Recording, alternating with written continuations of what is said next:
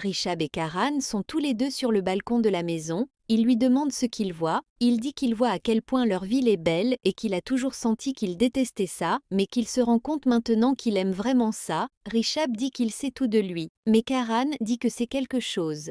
Mais il est confus maintenant. Karan demande à Rishab ce qu'il ressent mais il ne dit rien. Rishab dit que Karan doit comprendre qu'il est amoureux. Karan le prend comme une blague en disant que ce n'est rien, mais Rishab dit qu'il ne peut pas se tromper et lui dira ses sentiments cachés. Karan dit qu'il dira ce qu'il a dans son cœur, mais Rishab dit qu'il ne dira rien. Karan commence à le faire rire et il tombe donc sur Prita, puis blâme Karan. Sanjana et Sherline viennent en disant qu'elles doivent partir. Karina dit qu'elle peut, mais Sherline doit rester avec elle quand elle part. Karina lui demande si elle veut vraiment épouser son fils parce qu'elle offrait de l'argent à Manisha. Mais quand elle a refusé, elle a baissé les bras et cette fille Prita que Karina dit qu'elle détestait tellement et l'a fait ne pas revenir chez eux est la raison pour laquelle Rishab et Karan sont à nouveau dans la maison. Et donc, elle ne peut pas être haineuse envers elle, même si elle le veut, à cause de ce qu'il a fait pour leur famille sans se soucier de ce qui arrivera à sa vie.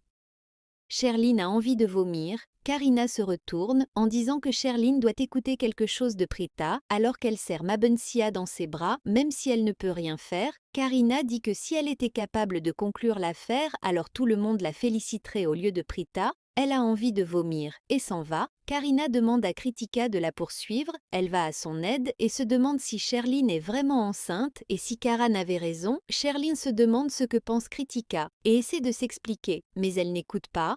Rishab et Karan se blâment tous les deux. Prita les arrête en leur demandant pourquoi ils se battent comme des enfants. Karan dit qu'il révélera le secret seulement. Alors ils lui permettront de partir, mais Prita dit que Taki les appelle et Rishab part. Elle frappe Karan en disant qu'il ne peut rien faire comme ça car Rishab est son grand frère. Il lui demande ce qu'elle ressent et ils se disputent. Puis Kritika arrive et dit qu'elle a vu Sherlin vomir et qu'ils doivent l'emmener à l'hôpital.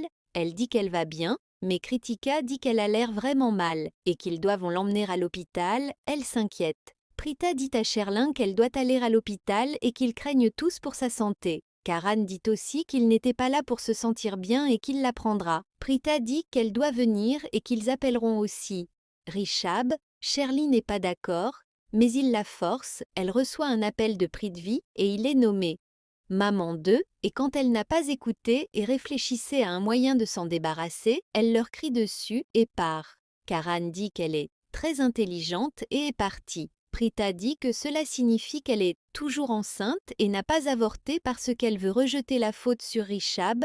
Karan n'est pas d'accord, mais tombe ensuite sur elle. Ils partagent tous les deux un moment romantique, puis elle dit qu'il se lèvera. Il s'éloigne et l'aide. Ils deviennent tous les deux nerveux et elle dit qu'elle le fera aller chercher de l'eau. Sherline monte dans la voiture et appelle Prithvi qui commence à se disputer et elle dit qu'elle est tombée malade et a déclaré vomir. Kritika l'a vue puis a tout raconté à Prita et Karan qui l'ont ensuite forcée à aller à l'hôpital. Avec eux, elle a refusé, mais il doit alors empêcher Prita d'aller chez Lutra. Elle dit qu'elle a des vertiges et il doit mettre fin à l'appel. Prita boit de l'eau quand Karan arrive et boit de l'eau dans son verre. Elle lui demande d'arrêter, mais il n'écoute pas et boit toujours en disant que rien ne lui arrivera. Elle lui donne alors plus d'eau et il lui tient la main. Elle dit qu'il doit arrêter ça, mais quand elle se retourne, il place sa main sur son dupatta, qui est sur le point de se déchirer. Mais rien ne se passe, et quand elle le vérifie, il dit que c'est parce qu'il n'a plus aucune guerre avec ses vêtements. Elle entend la voix de Shrishti et s'en va. Raki remercie Sarla d'être venue. Grand-mère dit qu'elles doivent de partir maintenant car il se fait tard. Raki la serre dans ses bras en disant qu'elle veut la serrer dans ses bras encore et encore. Elle demande à Prita à quelle heure elle viendra le matin. Prita dit qu'elle viendra tôt et qu'elles prendront toutes quelque chose pour le petit déjeuner ensemble. Prita commence à regarder Karan et elles se regardent toutes les deux. Shrishti s'en rend compte après le départ de Karan. Sarla reçoit un appel de Prithvi qui commence à dire beaucoup de mal de Karan et Prita et de leur relation. Elle accepte tout ce qu'il dit, puis ajoute qu'elle l'a empêché de rencontrer Karan pour la protéger et non par ressentiment envers les Lutra. Elle a oublié à quel point ils sont différents en tout, y compris dans leur façon de penser et de s'accepter. Elle dit qu'elle va maintenant annuler leur fiançailles et qu'il doit supprimer les 2 numéros de son téléphone. Shrishti est très heureuse. Sarla la gronde lorsque Karan arrive également. Elle dit qu'elle est allée faire sa déclaration après en avoir reçu l'autorisation. Sarla affirme qu'ils sont très proches et qu'elle ne fera rien qui puisse leur faire du mal, car ils ont tant fait pour eux. Sarla se met en colère et met fin à l'appel. Ils s'embrassent tous les deux.